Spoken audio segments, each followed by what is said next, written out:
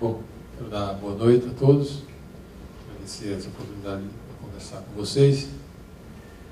Quando se mora numa cidade como São Paulo, você tem bônus e ônus. É uma cidade, talvez a maior do Hemisfério Sul, uma das maiores do mundo.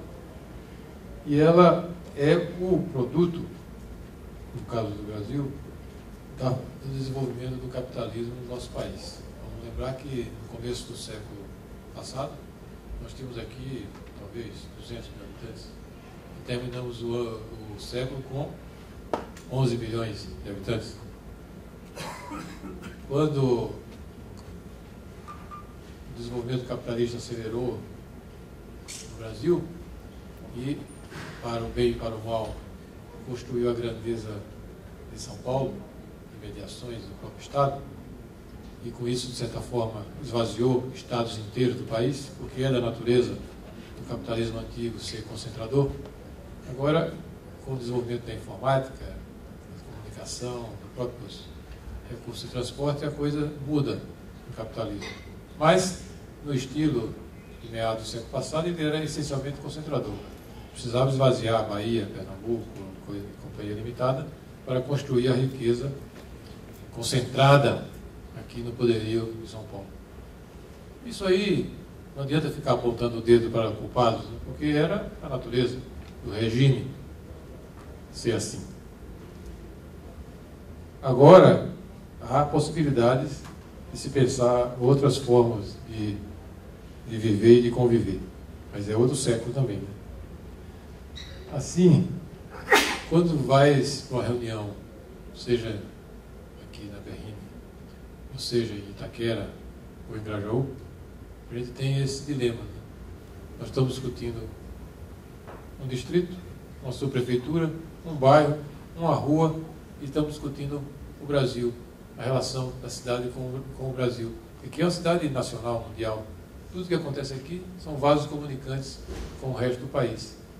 É a complexidade de você viver numa cidade que tem todas as oportunidades culturais, sociais, de trabalho, como São Paulo.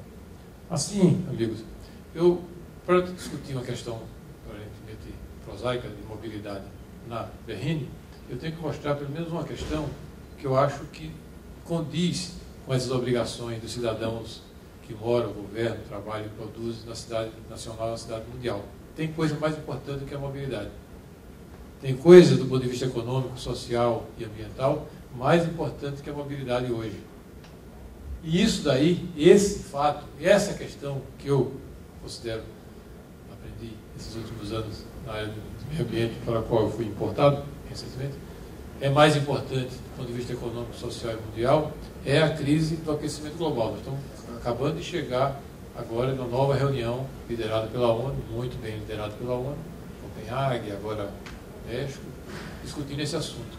E vejo como isso é uma questão mais importante, questão econômica, social e ambiental da humanidade, mais difícil questão que a humanidade já teve que enfrentar, tem a ver com a mobilidade e com a Berrini. Essa aqui é uma apresentação longa aqui, de discussão dentro do governo, mas eu vou poupá-los, né? Vou só dar uma... Isso aqui é como a gente se organiza dentro do governo para fazer a discussão dos vários programas e projetos e fazer com que a questão ambiental permeie o trabalho da educação, da saúde, secretaria de obras, transporte, etc. É uma coisa artificial, mas toda didática tem a sua artificialidade, né? Mas ajuda a conversa dentro do governo e fora do governo. Vejam, nós estamos trabalhando em 6 áreas principais de concentração e a primeira delas é o item da terra, que é onde nós colocamos a questão do aquecimento global. São Paulo tem um diagnóstico.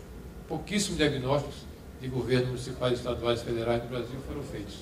Na verdade, só 3 foram feitos de acordo com o padrão do IPCC, não do IPCC, do IPCC da ONU, né? Que é o do Brasil de 1994, o do Rio de Janeiro de 1998 e esse nosso que terminou em 2005. Isso aqui é o que nós produzimos, a nossa contribuição da cidade de São Paulo para a questão do aquecimento global. É um calhamaço de quase 1000 páginas, né, o inventário, né? Mas isso aqui é um panfletinho que a gente fez em 2005 e que desde lá vem circulando na cidade para criar consciência de como a cidade contribui e como a cidade pode ajudar na solução desse problema. Vejam, isso aqui é a quantidade de emissões.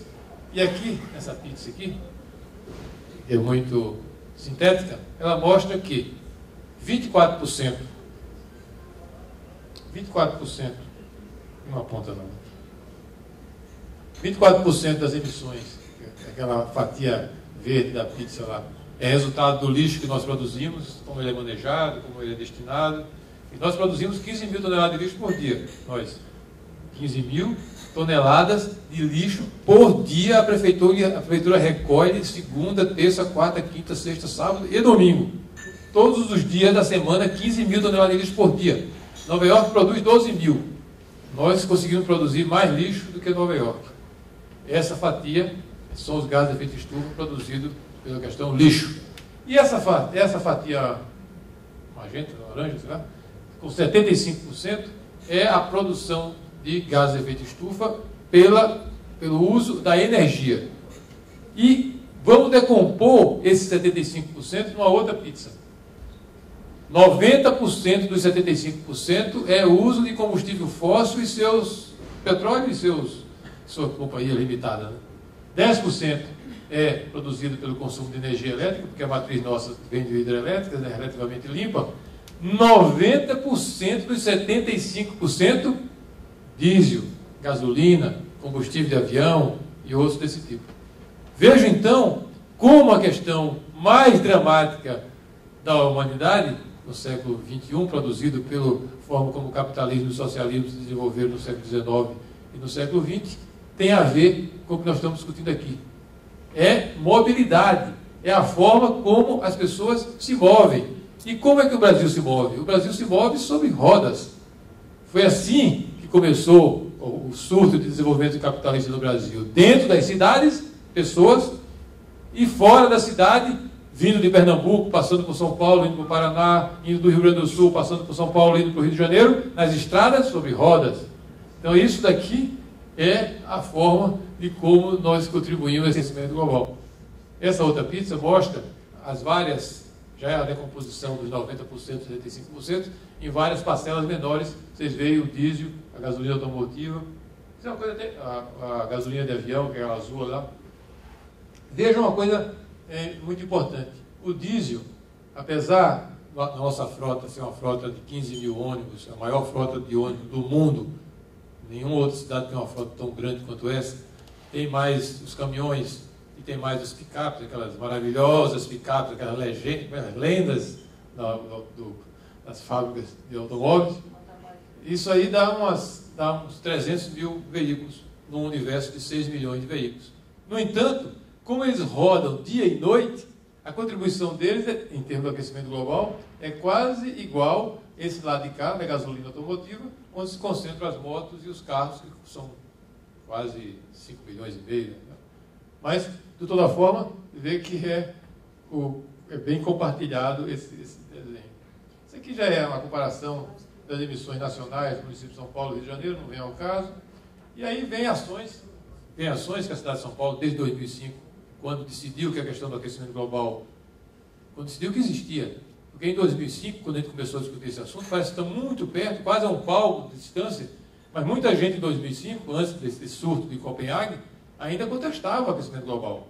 Aqui no Brasil mesmo, eu fui numa reunião em Brasília, 4 ministros na mesa, Fórum Nacional de Mudanças Climáticas, e o clima em 2005 é que isso era problema dos Estados Unidos, da Rússia, do Japão, da Inglaterra, da Alemanha, que inventaram o problema e não resolveram, no anexo 1. 2005 eu estou falando, né? E que alguns diziam até que isso era uma nova forma de barreira sanitária para prejudicar o desenvolvimento do Brasil, que agora que o Brasil estava engrenando uma aceleração do seu desenvolvimento, né? 2005. E, bom, mas também nos Estados Unidos o presidente dos Estados Unidos anterior dizia que era mentira, que isso aí, aquecimento global, era para prejudicar os Estados Unidos. Agora não, tem outro presidente muito mais razoável lá nos Estados Unidos que acredita que o aquecimento global existe e se deve agir. Então, portanto, muito recente, em 2005, quando a Prefeitura de São Paulo resolveu aceitar que o aquecimento global existia e que precisava se mexer, era uma novidade no Brasil, entre as cidades. É incrível. Hoje nós estamos em 2010, 2005, como eu falei, está um palmo ao alcance da mão. Como a coisa mudou, né? A consciência, a divulgação dos dados, realmente, hoje, a movimentação das autoridades das várias nações, das indústrias, do comércio, dos trabalhadores é outra em relação, a opinião pública é outra em relação a esse assunto. Mas coisas que são possíveis e que mostram de como era possível agir. Capital metano nos aterros sanitários, isso é uma coisa que é elementar, porque mesmo tendo aterros sanitários bem controlados, que já é uma exceção no Brasil, ele produz gás metano.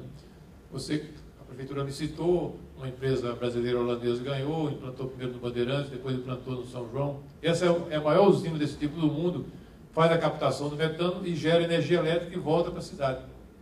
Essas duas usinas, pouca gente sabe isso aqui em São Paulo, uma na Bandeirantes e outra no São João, lá em São Mateus, geram energia elétrica para 600 mil pessoas, de 500 a 600 mil pessoas. É uma Santo André inteirinha com uma energia que antes era aquecimento global na veia e que agora vira energia elétrica e ajuda o Brasil aliviando a pressão sobre as hidrelétricas. Bom, isso é uma coisa que qualquer cidade pode fazer, São José dos Campos, Recife, João Pessoa, Natal.